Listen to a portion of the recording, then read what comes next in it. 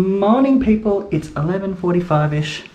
Just woke up, did some self-washing with my clothes because our washing machine's broken, and we've finally got a new one today, so no more hand washing. So yeah, I helped with unloading the stuff, which I didn't. I just stood there and supervised. Well, you know, more of a nuisance. So yeah, at 4 o'clock-ish today, Strive will start. Cooper will have the 100 at 4:40, so it should be a good run. Weather's looking good, it's nice and warm, nice tailwind. So yeah, should be a good day of racing. He already had the car today, so he's all fixed and limbered up. We're ready to roll. So yeah, I'm off to have breakfast. Probably will have the Nutella toast and bananas. I might film Ethan, he's here helping with the fridge and the washing machine, so stay tuned to have a sneak peek of him being stupid. So yeah, off to have breakfast, then probably chill, and then I'll see you all at the stadium around 3 o'clock. Bye. I'm heading downstairs to make some brunch. I don't know what I'm having. Either gonna have a toast with Nutella and bananas, or, oh my god, the fridge. They've moved it out. Braden's been a busy boy. Here's our new fridge. Voila. So yeah, don't know what I'm gonna have for lunch / breakfast. Tonight we've got Cooper and Gabe doing the 100. Same with Jordan Hamilton. Declan, Zach and Jacob Andrews will be doing steeplechase. Katie's got the 1-4 and javelin. Ooh, who else is competing? No, I don't even know. Oh, Bob will be doing the 4. Jordan's doing the 4. So down here in the lounge room, forgot to tell you, because Gabe and Cooper have false started before, because you know, guessing the gun and getting excited, they've got a punishment. So if Gabe false starts tonight, which they won't, he'll be doing the 400, and if Cooper false starts tonight, because he's in lane 9, he has to do 9 cockroaches up and down the stadium stairs. So let's hope these boys don't get too energetic and jump the gun, and they, you know, react when the gun goes, or, you know, they're gonna hate the punishment. So yeah, it's 12:30, probably go have some lunch. Still haven't had breakfast yet. So yeah, have something to eat and then chill until it's time to leave to the stadium. Bye. Hey guys, Ethan from Living here with the Team Catley vlog takeover. There's Ben looking stylish, just getting some water as soon as I can find the glasses, and I'm talking like Ben, because that's how Ben talks. Ben talks like this, he goes up and down. He just stole my seat on the couch.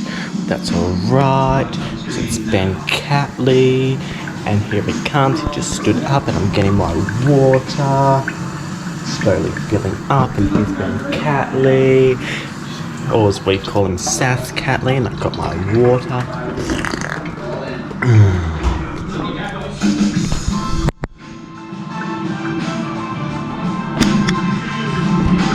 Spot right here. Down here at the Double Athletics Stadium, traffic is packed. Competition starts in an hour. See you soon. Hello and welcome to Team Catley's vlogs. My name is Ethan, and Ben and I are off to Strive, and I'm about to ask Ben a few questions about coaching life. So Ben, thank you for joining us. Right, so on our way to Strive, how many athletes do you reckon could get PBs tonight? Probably 6. 6, yeah? Yep. Hopefully 6 PBs. Now conditions are looking good. So what are you going to tell your athletes to do different with these good conditions?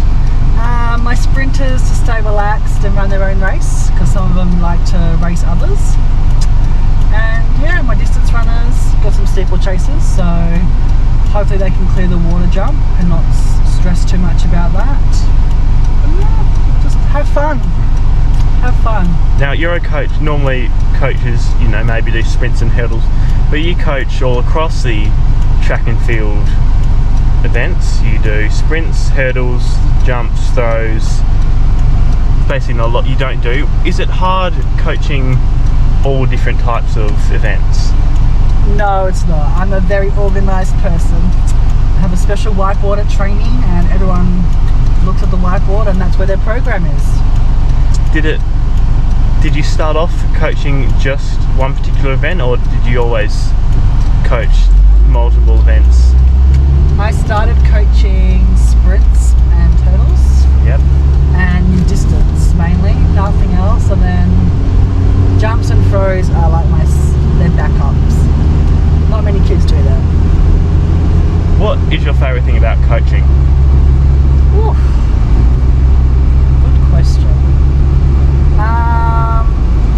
Seeing my athletes achieve their goals, and you know, the smile it brings on their face and the joy. Please stop. Oh no, turn off. Just turns off. What inspired you to become a coach? Not many people initially, because you were an athlete before, and it is common for athletes to go to become a coach, but what inspired you to become a coach? Oh, good question. I wasn't inspired. At first I wanted to be an athlete and have the Olympics, but then my dad got sick, so it was either the group folded or I take over. So I took over. At first I tried to be an athlete and coach, but that just didn't work, and then I just turned to full-time coaching and enjoyed it ever since. Now, people normally just think of coaches as they go to coaching, and then the coach coaches them, then they go back. Is there more work behind the scenes to coaching than there is to actual face-to-face? Like, do you spend a lot of your downtime planning of what you're going to coach and what like programs you're going to use and all that? Definitely. Well, when you have 48 athletes, you don't get a break, especially when they do little athletics and strive. So I coach all year round, and I get probably no time off. I'm a full-time coach. What is the difficultest part about being a coach? What's the hardest part about being a coach? Ooh, I guess when your athletes don't achieve their goals or something bad happens and they're really disappointed, just trying to deal with that is probably the hardest bit. So yeah, you know. Now this question may come across as controversial, but for about every athlete you get two parents. What is the secret to dealing with parents who might seem to think that it's their job to coach their kid when actually it's your job to coach? Just got to send them a nice text message, you know. I'm the coach, you're the parent, we're only there to support them. So yeah. Now, as you said before, you were an athlete growing up and you have medalled at state competitions. What's it like, you medaling compared to one of your athletes medaling at state level? I feel more pride when they medal. More pride? No, more pride. You feel like more work's gone into? More work has gone into it. You know, the competition gets harder every year, each generation. So yeah, the times that I was running, it's like 14, 15-year-olds are now running. Yep. So yeah, they're just getting faster, so you know, the level needs to be higher. Now, you've been coaching for a number of years now, and you've had your fair share of athletes come and both go. Is it hard to see athletes go, or especially when they leave on good terms? Is it still hard, or?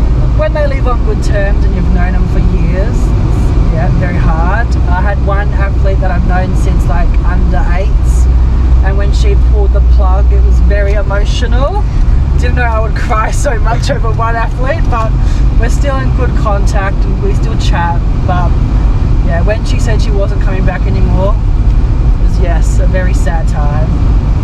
Who are some of your athletic heroes? Ooh. When you're an athlete? Like celebrities? Yes. Ooh. Would say Kathy Freeman. Yep. Man, you got Idol. You know, me being Indigenous, and she's been Indigenous, she's a role model for all of us, even the non-Australian, even non-Australian, even the white people. What else can I say? Jeremy Warriner, when I was running fours, he was my idol. I always wanted to be like, sub that 44, be the first Aussie. Unfortunately, that never happened. What else? Yeah, heaps. Shelley Ann Fraser, Veronica Campbell Brown. I just love all athletes. They're all great. Too many to name.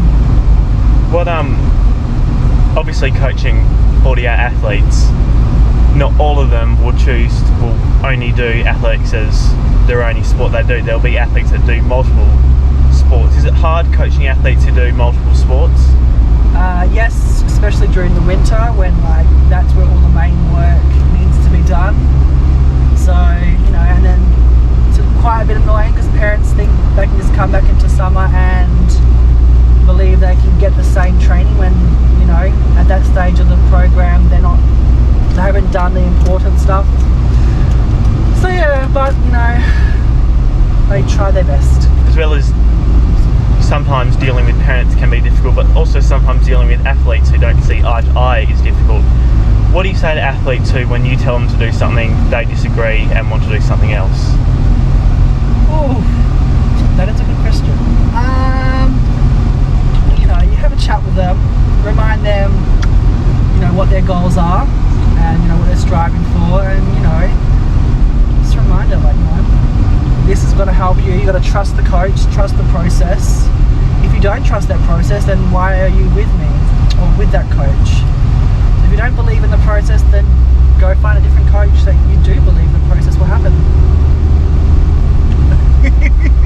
Now, sometimes being a coach can be stressful when things like injuries come up, and people not being able to train and people not, giving 100% in training. How do you deal with that stress, and how do you try to, help the athlete to, train more during injury? Can be a difficult time mentally. How do you help athletes get back on track like that? Normally I would we set up a plan, get them to their physios or chiros or whatever injury it is. Mainly just plan, slowly get back into it, no rushing, and have a chat with them, see how they're doing mentally, because some athletes take injury a lot harder than others, depending on what level they're at. But no, that's about it. Do you believe that every race you can take away something sprints? So say if an athlete false starts in a race, do you believe that isn't always a bad thing? Although at the time it can be a bad thing, do you always think that there is some sort of blessing in disguise? Oh, that is a good question. Like, do you always think an athlete, a race after false starting, they could potentially eat better before the competition? True, yes. So yeah, every race you can take a positive away from it, even if it's bad. But false starting is a good question. I don't know about that one. But you are right, they might come back out the next race and run a great time because they missed that race, and the build up from that last race could, edge them on to do a better run. But every race you have is always a learning point, good or bad. So yeah. Now, not many people may know this, but when you were an athlete, you used to train with Peter Boll. Do you think because obviously when you were training with him, that was the year that he went up to the Olympics, do you think having that experience of training with an elite athlete has helped you being able to coach people to try to get to the highest level? Probably, but back in the day I was better. I love to remind him that I was always faster. So you reckon you could have been the elite athlete? Probably. If I didn't get injured, I was the better one. Not 800s though. 400. But no, unfortunately, injury took me out of the sport. What is... Give us a daily... what happens in a day of the life of Ben Catley? From wake up to sleep? Well, I normally wake up around 10. Yeah. Have breakfast. After breakfast, I would either watch some TV with Braden, who's my housemate, who's another coach. Have some lunch. Maybe do some attendance work on the computer. computer and some planning. And then around 2 o'clock I would head off to Langford Oval to coach. And that would finish around 6. And then if there's time I would either do a weight session just for myself, just keep healthy and fit, or I would go practice some hammer or any other sport that I'm taking up at the time, because you know, life changes. And then I'd go home, have dinner around like 9ish, watch some more TV, edit some vlogs, and then go to bed. So it's fair to say majority of your day is revolving around athletics and coaching? Yes, 100%. Now, heading into nationals can be a stressful time for both athletes and the coach. How do you go about, I'm not expecting you to go into too much details about how you peak an athlete, but is it hard to sort of revolve around training to help peak the athlete, and do you sort of have to pick and choose when they do particular things? I think so, because like you don't really know when they're going to peak, when they're not robots, so you just like, you plan to the best of your ability. Each year you learn from that previous program what's worked and what hasn't worked. I go straight because I'm going to the Coles shop, thingy-majiggy, the petrol station, to buy some drinks. So yeah, I think, you know, just planning and learning from the previous years, so you can hopefully make them peak when it's time to go. And what do you have to say to athletes who it's their first nationals and are very stressed and nervous about it? It's just another competition, stay relaxed, have fun. Like the first one, you know, it's always the worst because it's your first time against this amazing athletes that you look up to. But, you know, relaxed, have fun and enjoy it. There'll be plenty more if you train with Ben Catley. Can I have my wallet now? Oh, wallet. Burrito for sure. Pizza and garlic. I ate 2 bags of grapes on the way up. I mean, grapes are healthy. 2 bags of grapes, like the bags you get from the shopping centre with the handles. I can't have 2 before she goes up. God, go. I got a bit addicted. I eat like a bunch of grapes and I'm full. Shoes off.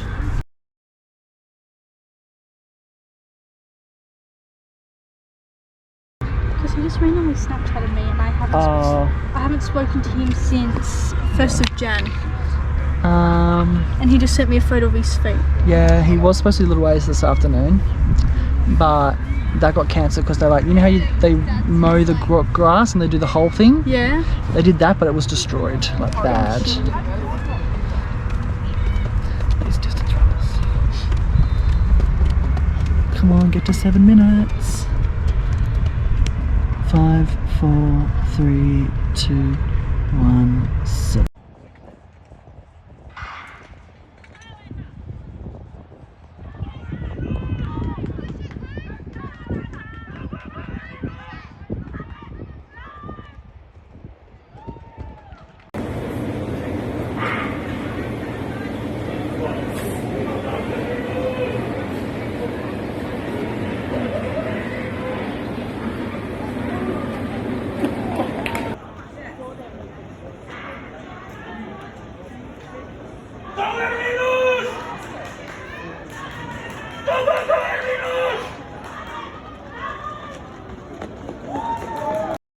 He bumped 100 meters. I know, I saw it. He just died. He tripped on one. That's it. Yeah, I know. On the I saw that YouTube. right next to you when you passed it.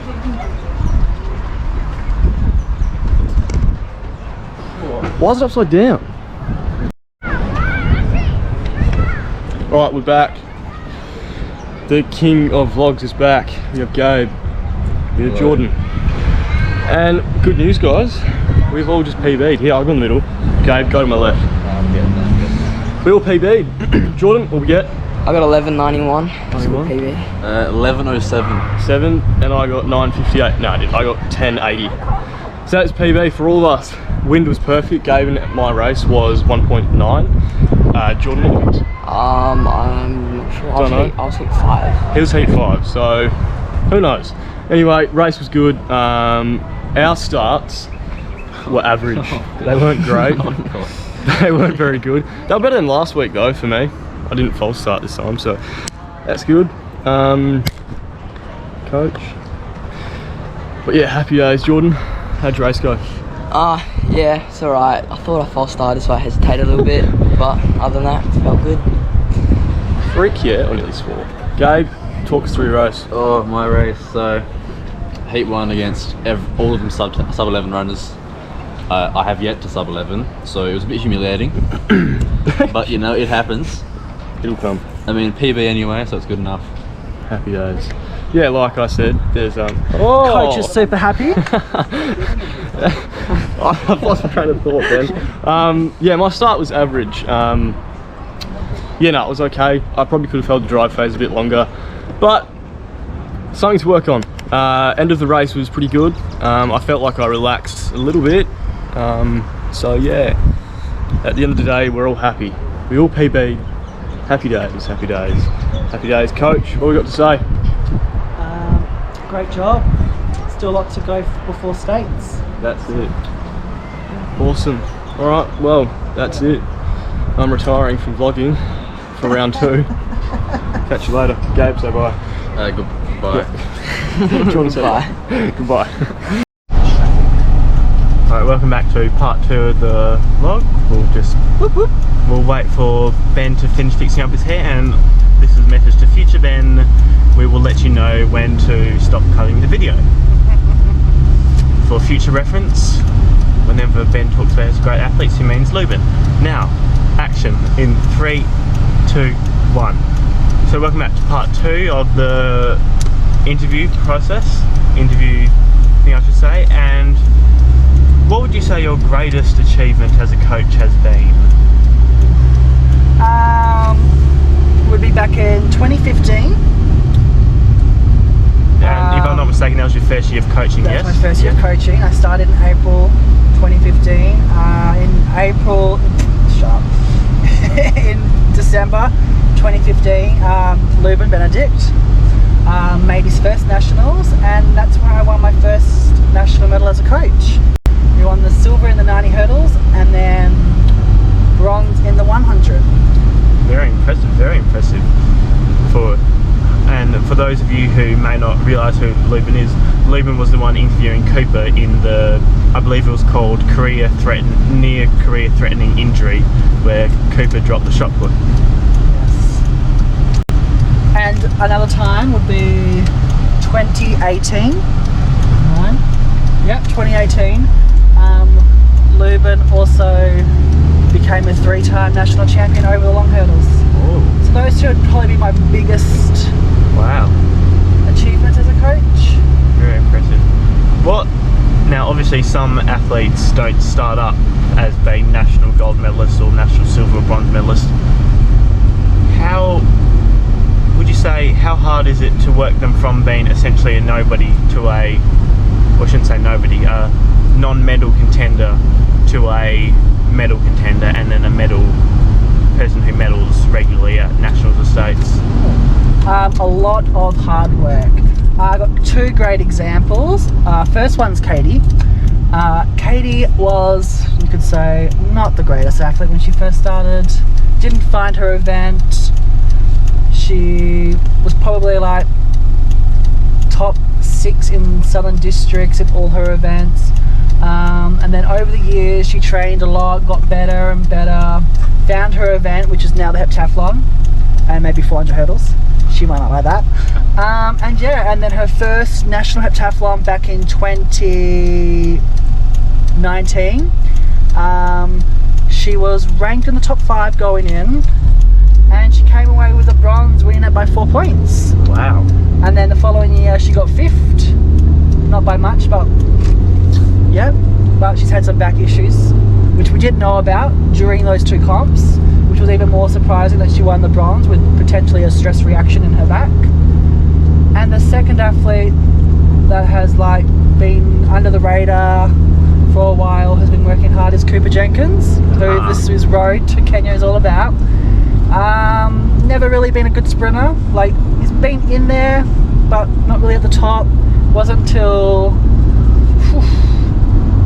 the 2019 pre-season where he put some work in.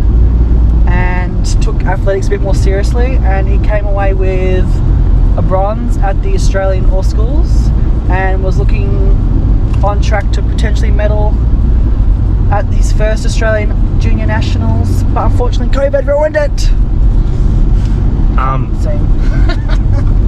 Speaking about athletes, well, you mentioned just then Katie doing 400. I remember at States first 400 hurdles, she got a silver medal in. Are you one of those coaches that isn't afraid to try new things because it might lead to great things in the future?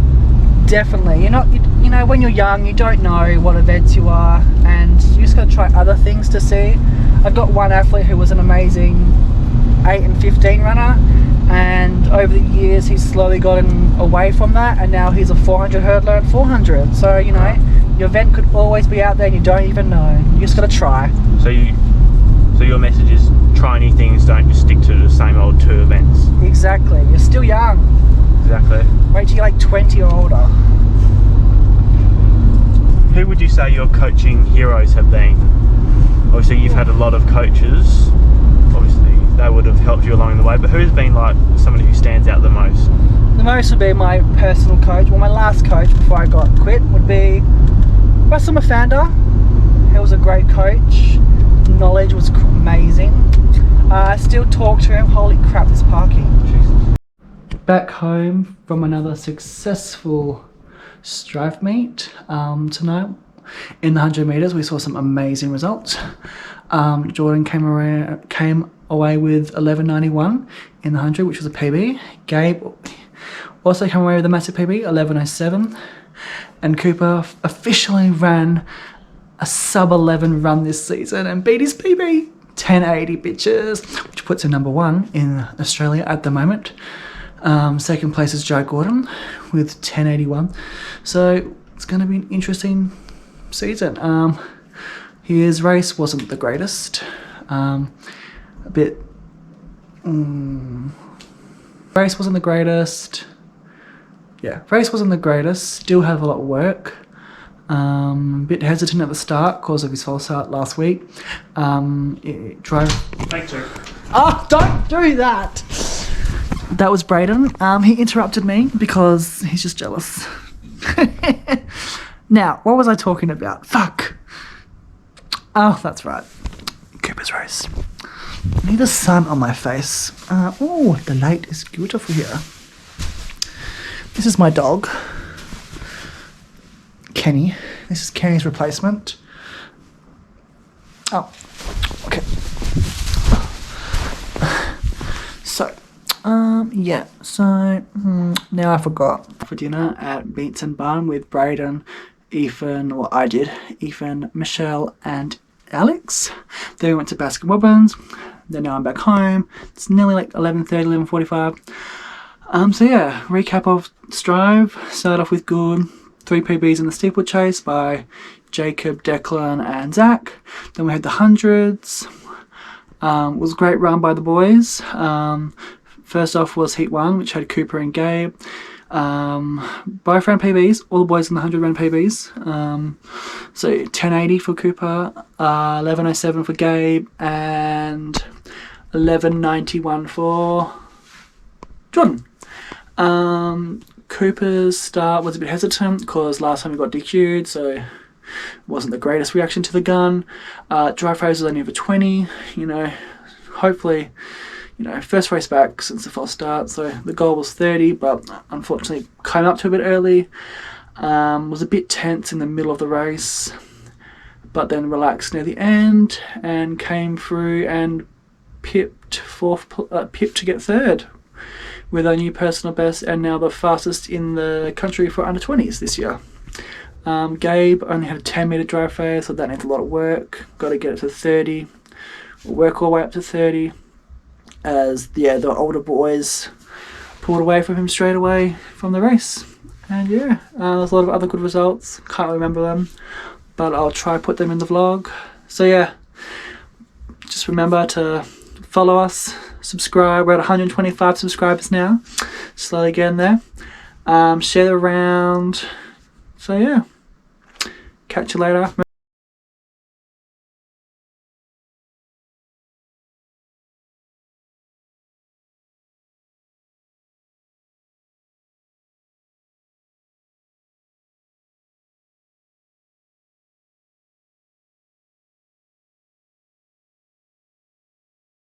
closer into the last moment. Oh, the fuck? Why are you parking all the way over here? There's no parking Go over secret there. spot. Secret spot will be taken. You don't know. Oh, okay. This is for buses. Oh, breaking the law. Greg, he's breaking the law. You obviously breaking the law. And you wonder why you're breaking the law. Who puts that fucking thing there? Oh my god. Where is the exit? Yeah. Oh, thanks. Could've gone there. So, for those of you just joining us, One division. yes. Obviously something has happened. All these cars have come up out of nowhere. I think we're in One Division secret, but look at that! Exactly, they're on the side of the road parked. What is going on? Is that ambulance blocking it? Could not be. Oh, No, surely not. He's smoking, should give it up, and drinking Coke. What is with the traffic? Speed limit's 20 here. But it's only 25. Bit of an ambulance, another case of Ben breaking the law. There's a swimmer, won't show her for copyright Oh, I thought that issues. was Lena. Oh my god, secret spot is all taken. Time to find out if the secret spot is. Whoa, damn it, Brayden. Oh no, right damn there, it, Brad. Right there. God, how's Mum gonna go parking? Oh my god, it's actually really bad. What is going on? How much? Oh, you just snuck in. Thank you for joining us, and we survived. So, future Ben, thank you for not killing me. Let's get the fuck out of here.